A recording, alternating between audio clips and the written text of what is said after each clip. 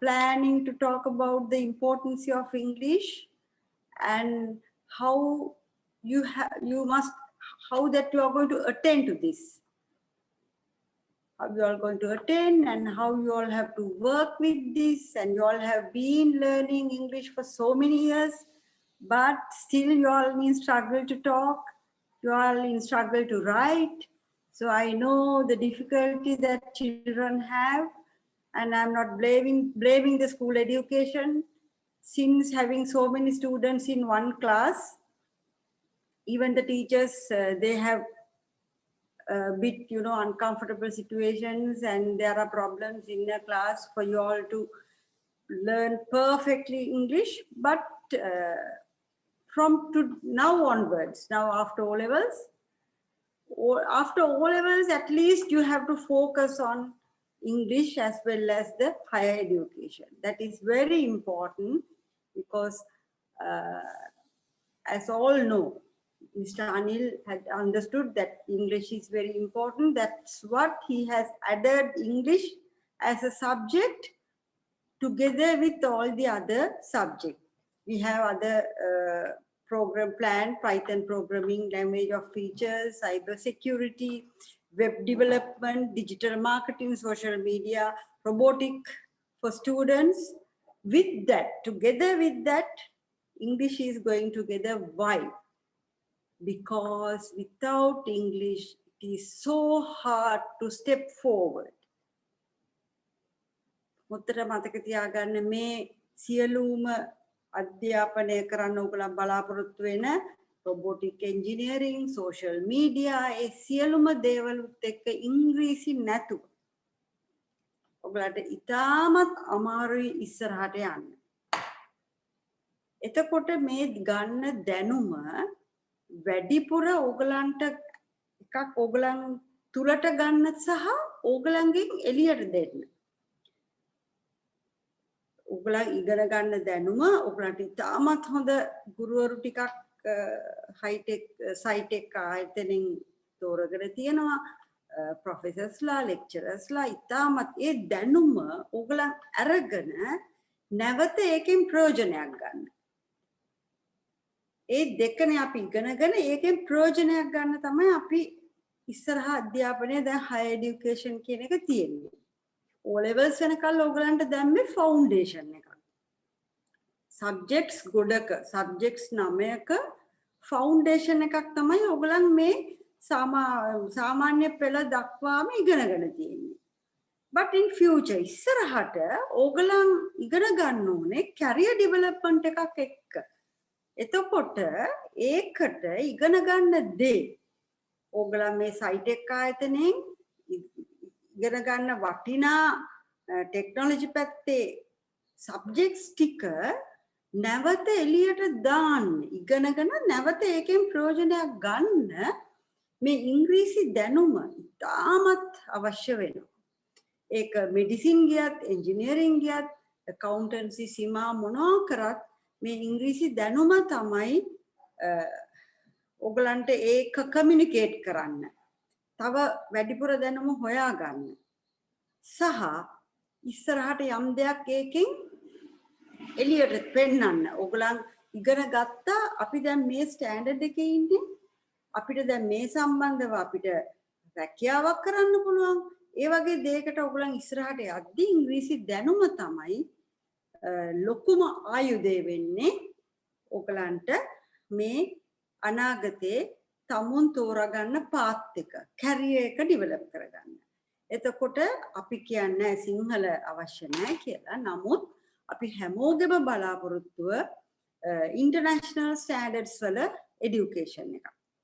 International standard education එකක් කියන දේ අපි ගන්න නම් එහෙනම් අපිට ඉන්ටර්නැෂනල් ලෙවල් ලැන්ග්වේජ් එකක් ඕනේ. ඒක තමයි ඉංග්‍රීසි.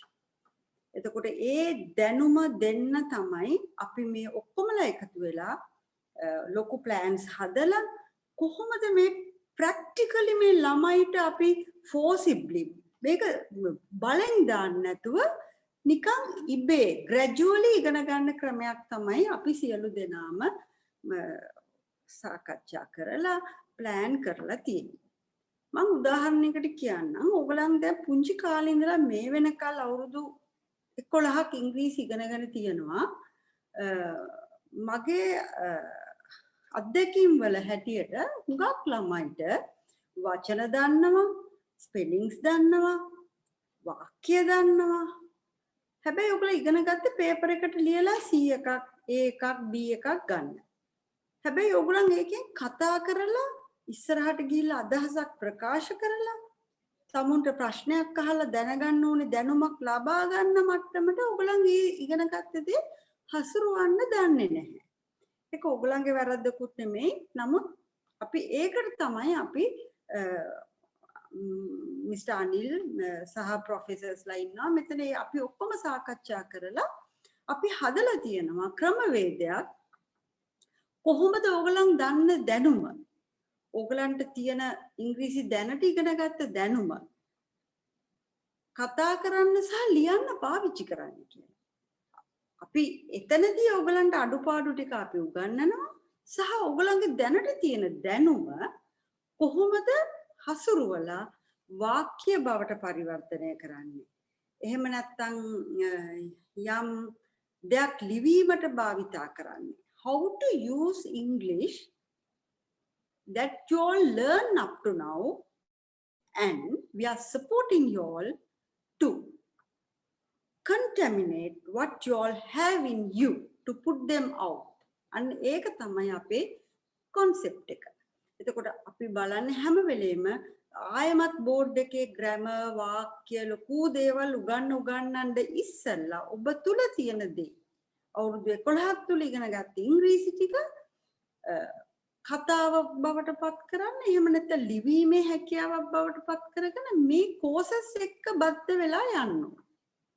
එතකොට එතනදී අපි බලන්න ඕනේ දැනුම ගන්නෙ කොහොමද? ඔබේ තියෙන දැනුම ආපහු ලියන්නේ කොහොමද?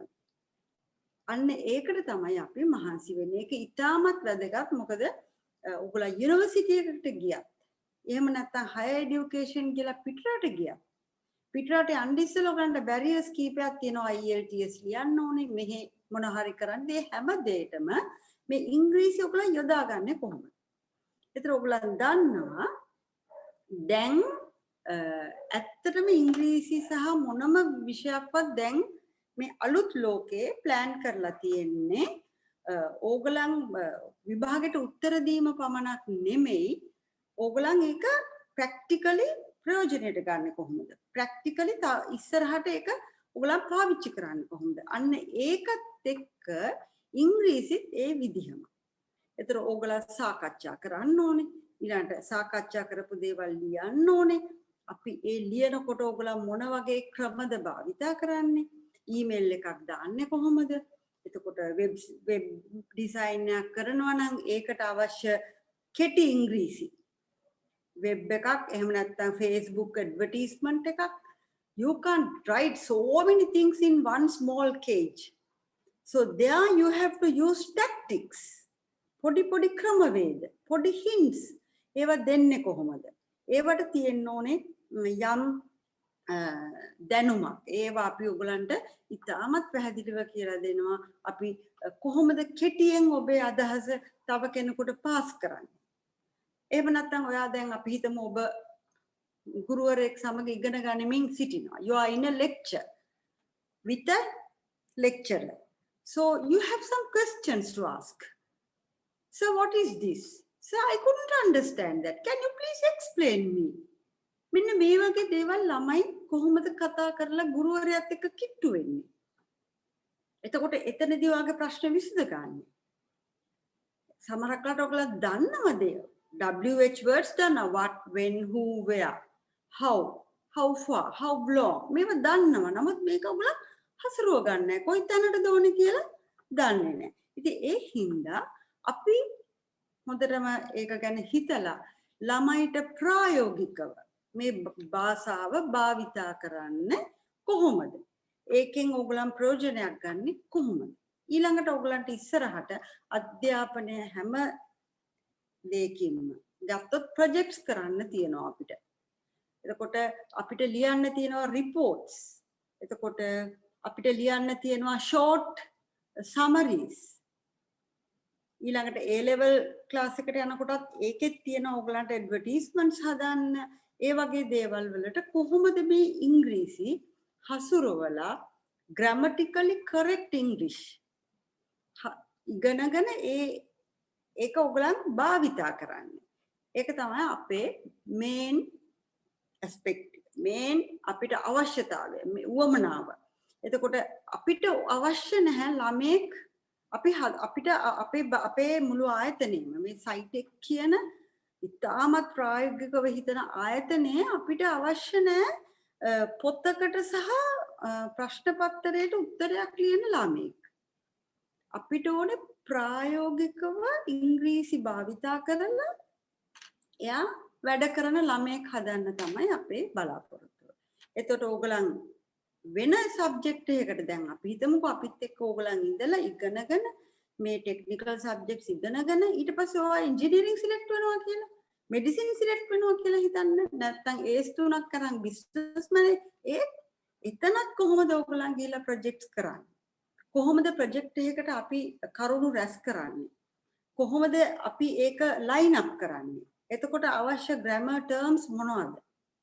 ඒවා හැම දෙයක්ම අපි මේ කෝස් එකේ ඔයගලන්ට ප්ලෑන් කරලා ඉතාමත් පිළිවෙලට ළමයාට මෙතෙක් කල් ඔයගලන් ඉගෙන ගත්ත දැනුමත් අපි උගන්වන අලුත් දැනුමත් එකතු කරගෙන කොහොමද ඉස්සරහට ඔයගලන් යන්නේ? මම ඔයගලන්ට හොඳ උදාහරණයක් කියන්නම්. මම පිට අය ගැන කතා කරනවට වඩා මගේ දුව එයා වෛද්‍යවරියක්, එයා ડોක්ටර් කෙනෙක්. එයා මට මෙඩිසින් යුනිවර්සිටි ගිහිල්ලා මෙඩිකල් කොලෙජ් එකට ගිහිල්ලා ෆස්ට් ඉයර් එකේ එක්සෑම් එක ඉවරලා මට කිව්වේ මොනවද අම්මි මම ඉගෙන ගත්ත දේවල් මට ලියා ගන්න ඉංග්‍රීසි තිබ්බ හින්දා මං ස්කෝ කරා. බැරි වෙලාවක්වත් මට ඉංග්‍රීසි නොතිබ්බනම් මම දන්න දේ මට ලියා ගන්න බැරි වෙලා මට ස්කෝ කරන්න බැරි වෙනවා. එතකොට වයිවා එකක් තියෙනවා කතා කරන එකක්. ඒකෙදිත් එහෙමයි. මම දන්න දේ මම ටක් ටක් ටක් ගාලා කිව්වා. ඒකෙන් මම ස්කෝ කරා. එතන ඉඳලා මට උඩට යන්න පුළුවන් වුණා. ඒ හින්දා හොඳට මතක තියාගන්න අපි පොඩි කාලේ ඉගෙන ගන්නකොට O level වලදීත් ඉංග්‍රීසි අයින් කරන්නේ වෙන විෂයන් අයින් කරනවා. A level වලටත් ඉංග්‍රීසි කියනවා අයින් කරන්නේ. ඒ හේතුව මේ මුළු අධ්‍යාපන ක්‍රමයේම අවබෝධ කරගෙන තියෙනවා ඉස්සරහට යන්න ඉංග්‍රීසි විෂය අවශ්‍යයි. ඒ නිසා බය වෙන්න එපා මොනම හේතුවකටවත්. අපි ඉන්නවා, අපි උගන්වනවා, අපි හොඳට ප්ලෑන් කරලා තියෙනවා සයිට් එක ආයතනයේ විශේෂයෙන්ම ඉතාමත් කොහොම පරිණත අය ඉන්නවා එකේ. ඒගොල්ලන් ප්ලෑන් කරලා තියෙනවා මෙතෙක් ළමයට මොනවද තියෙන අඩුපාඩුකම් ඒක අපි ෆුල්ෆිල් කරන්නේ කොහොමද? කොහොමද ළමයා තුල තියෙන දේවල් ඉංග්‍රීසි භාෂාව හරහා එළියට ගන්න. එතනදී ළමයාට අඩුපාඩුවක් තියෙනකොට කොහොමද ඒක අපි ළමයාට උදව් කරලා සකස් කරන්නේ? අපි හැම වෙලේම ගන්නේ ළමයා කියන්නේ දැනුම තියෙන කෙනෙක්. Students have knowledge. They have been learning English for so many years. But they don't know how to use that English in practical. So my duty, our duty is to help you all to take your things out and how to make a perfect student with English. My responsibility is to make you all perfect in English. So I'm trying hard to take more than the teaching. First, I'm trying to take what you all have inside. අනිත් එක අපිට හරි ඉංග්‍රීසි 100% එකපාර කතා කරන්න බෑ. හැබැයි මුළු ඉංග්‍රීසිම ඉගෙන ගන්නකල් අපිට කතා නොකර ඉන්නත් බෑ. ඒ හින්දා වැරදි හදාගෙන අඩුපාඩු පුරවගෙන තමයි අපි ඉස්සරහට යන්න ඕනේ. මම ඇමරිකාවේ උගන්වන කාලෙත් ඇමරිකාවේ ළමයිට ඉංග්‍රීසි උගන්වන්න කියලා ඒ අම්මලා ගේන්නේ grammatically correct English උගන්වන්න. දැන් මේ ඕගලන් දකින්නවා මේ අමුතු සංස්කෘතියක් තියෙනවා ඉංග්‍රීසි ස්ලැන්ග්ස් වලින් උත්තර දෙනවා. කෙටි. යා, yes කියන එකට යා. ඒ වගේ කෙටි වචන. ඉතින් ඒවා ඇත්තටම සම්මත ඉංග්‍රීසි නෙමෙයි. එතකොට හරි සම්මත ඉංග්‍රීසියෙන් ළමෙක් උත්තරයක් දෙන්නේ කොහොමද? යම් කෙනෙක් පොඩි ප්‍රශ්නයක් අහම ඒකට ෆීඩ්බැක් එකක් දෙන්නේ කොහොමද? නැත්නම් කෙටියෙන් යම් දෙයක් අහන්නේ කොහොමද? එතකොට ඔයා ලෙක්චර් එකක ඉන්නවා නම් ඒ ලෙක්චර් එකෙන් යම් ප්‍රශ්නයක් අහන්නේ කොහොමද? මේ කොටස මට තේරුන්නේ නැහැ. එක්කෝ sir please can you repeat that for me?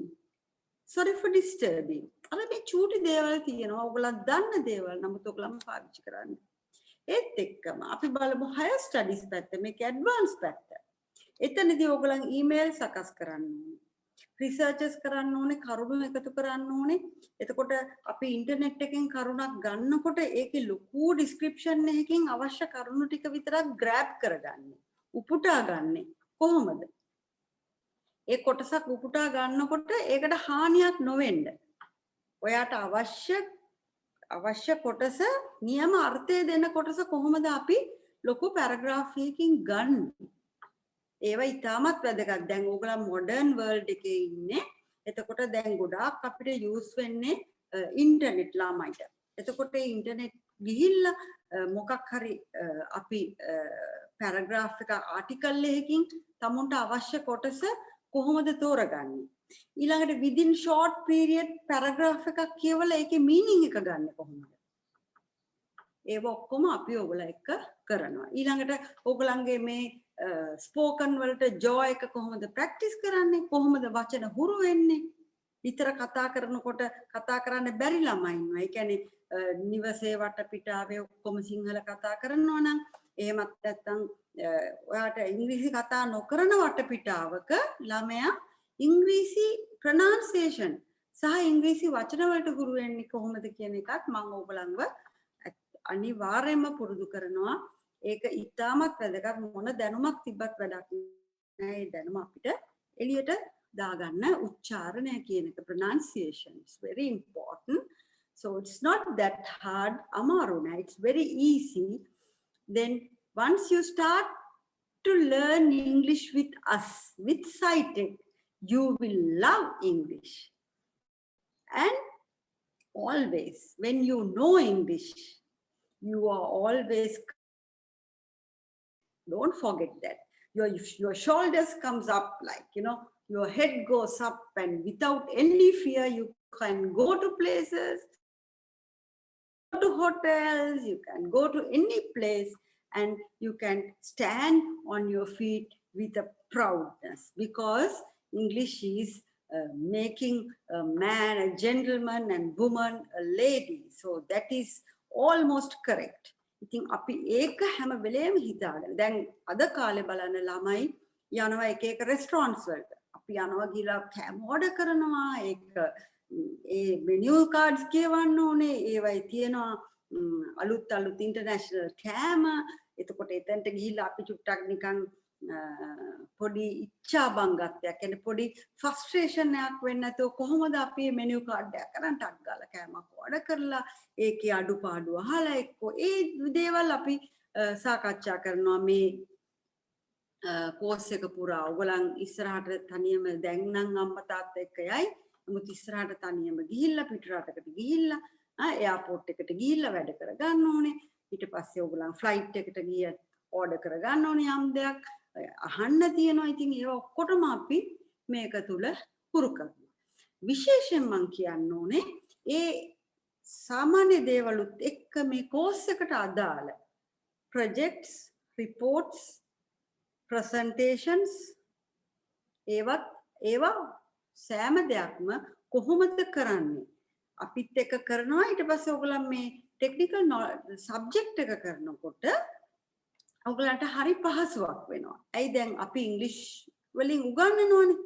එතකොට මේ පැත්තෙන් අපි හිතමු රොබොටික් එන්ජිනියරින් හරි වෙබ් ඩිසයිනින් හරි ඒක ඉගෙන ගන්නකොට මෙහෙන් ඉංග්‍රීසි කෝස් එකෙන් ඔයගලන්ට කියලා දෙනවා මේවා කරන්න.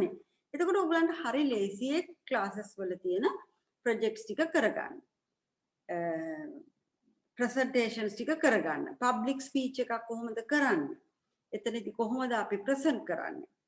ඒ විතරක් නෙමෙයි අපි කෝස් එක අතර දැන් මාසෙකට සැරයක් අපි විශේෂ ඔයගලන්ට ස්පෙෂල් දෙනවා ස්පීච් එකක් ස්පෙෂල් ප්‍රෝග්‍රෑම් එකක් දෙනවා.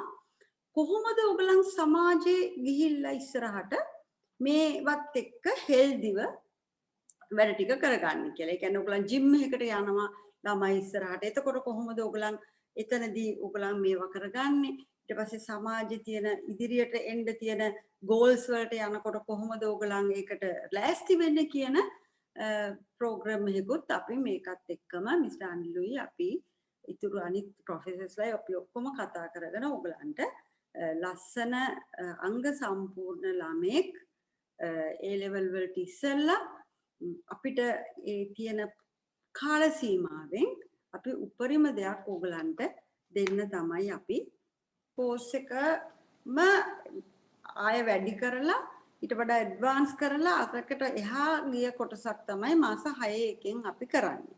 ඊට මාස 3 එකේ අපි අතුලත් කරලා තියෙනවා. ඒකෙත් ඔය ප්‍රොජෙක්ට්ස්, රිපෝට්ස්, පබ්ලික් ස්පීච් සෑම දෙයක්ම අපිට ඕගලන්ටම අපි උගන්වනවා. ඒකට අපි වෙනම ප්ලෑන් එකක් අපි හදලා තියෙනවා. එතකොට ඒකට මේ ඕගලන්ගේ ගෙන් වැඩි වැඩ ප්‍රමාණයක් අරගෙන අපි මේ පැත්තෙන් ඔයගලන්ට අවශ්‍ය දැනුම දෙන්න තමයි අපි ප්ලෑන් කරන් ඉන්නේ. මේ කරන ඉංග්‍රීසි කොටස් ටික ලයිෆ් ටයිම් අවශ්‍ය වෙන දේවල් තමයි අපි කරන්නේ. මේ කෝස් එකට විතරක් උත්තර දෙන්න නෙමෙයි. ඔයගලන් ඉස්සරහට යුනිවර්සිටි එකකට ගියත් එතනදිත් කොහොමද කරන්නේ? ප්‍රොජෙක්ට් එකක් කොහොමද කරන්නේ? ප්‍රොජෙක්ට් එකකට කරුණු රැස් කරන්නේ කොහොමද? ඊමේල් එකක් ටග් ගාලා දාන්නේ කොහොමද? ඒකට රෙස්පොන්ඩ් කරන්නේ කොහොමද? Facebook message එකක් දැක්කොත් Facebook advertisement එකක් දැක්කොත් ඒකට ඕනේ නම් ටග් ගාලා රෙස්පොන්ඩ් කරන්නේ කොහොමද? ඒකේ කොහොමද ඔයා භාවිතා කරන shortest language එක මොකද්ද? What is the shortest language that you are using just to brief your idea? A idea එක brief කරන්න. ඉතින් ඒ වගේ දේවල් අපි ගොඩාක් ළමයි එක්ක සාකච්ඡා කරලා අවශ්‍ය දේවල් කියලා දෙනවා. 3 months ඇතුළත අපි ඒක කරනවා. 6 months course එකෙත් ඒකේ advanced දේවල් කරනවා. සහ අපි හැම වෙලේම workshops කරනවා. ඒ කියන්නේ ඕගලන් කරුණු රැස් කරලා කතා කරලා group work කරලා එහෙම තමයි අපි හරි ඉන්ටරෙස්ටිං විදියට තමයි මේ කෝස් එක අපි ප්ලෑන් කරලා තියෙන්නේ. එහෙම නැතු ඉස්කෝලේ වගේ හිස්තැන් පුරවලා රචනාවක් ලියලා එහෙම නැත්නම් විභාගෙට කටපා එහෙම ඉංග්‍රීසි ඉගෙන ගැනීමක් නෙමෙයි මෙතන වෙන්නේ. හැම වෙලේම ඇක්ටිව්. හැම වෙලේම අපි ඇක්ටිව්ලි සහභාගී වෙනවා. ඔයා දන්න දේ ස්පෙලිංග්ස් වරදින්න පුළුවන්, ග්‍රැමර් වරදින්න පුළුවන්. ප්‍රශ්නයක් නෑ. ප්‍රොනන්සියේෂන් වරදින්න පුළුවන් ප්‍රශ්නයක් නෑ. ඔයා එන්නේ ගුරුවරයෙක් ගාවට, ඔයා එන්නේ ඉතාමත් හොඳ ඉන්ස්ටිටියුට් එකකට. එතකොට ඒකත් එක්ක ඔයගලන්ට ගොඩක් දේවල් ඉස්සරහට ලැබෙනවා. අපි හැම වෙලේම ફોකස් කරලා තියෙන්නේ කම්ප්ලීට් ළමෙක් අපිට මේ මාස 3 කාල සීමාව තුළ හෝ මාස 6 කාල සීමාව තුළ අපිට පුළුවන් උපරිම දේවල් කරලා ඔයගලන් ප්‍රැක්ටිකලි ඩෙවලොප්ඩ් ළමෙක් හදන එකයි. දැන් අවුරුදු 11ක් ඉංග්‍රීසි ඉගෙන ගත්තත් ඔයගලන් ප්‍රැක්ටිකල් නෑනේ. ඉස්කෝලේ ඉගෙන ගත්තට ඔයගලන් පේපර් එක විතරනේ ફોකස් කරන්නේ. මෙතන එහෙම නෑ. අපි හැම වෙලේම ඔයගලන්ව ඉස්සරහට දානවා, තල්ලු කරනවා, යන්න. මේක කතා කරන්න, මේක අහන්න. එතකොට ඔයගලන්ට තේරෙයි කොහොම ඔයගලන්ගේ වෙනසක් සිද්ධ වෙනවද අර සාම්ප්‍රදායික ඉංග්‍රීසි අධ්‍යාපනයට වෙනස් වෙච්ච ඉංග්‍රීසි අධ්‍යාපනයක් තමයි අපි සියලු දෙනා එකතු වෙලා ඔයගලන්ට ඩිලිවර් කරන්න අපි ප්ලෑන් කරලා තියෙන්නේ. ඒක සාර්ථකයි. ඒක කරන්න පුළුවන් දෙයක්. ඔයගලන්ගේ දායකත්වය විතරයි අපිට අවශ්‍ය වෙන්නේ.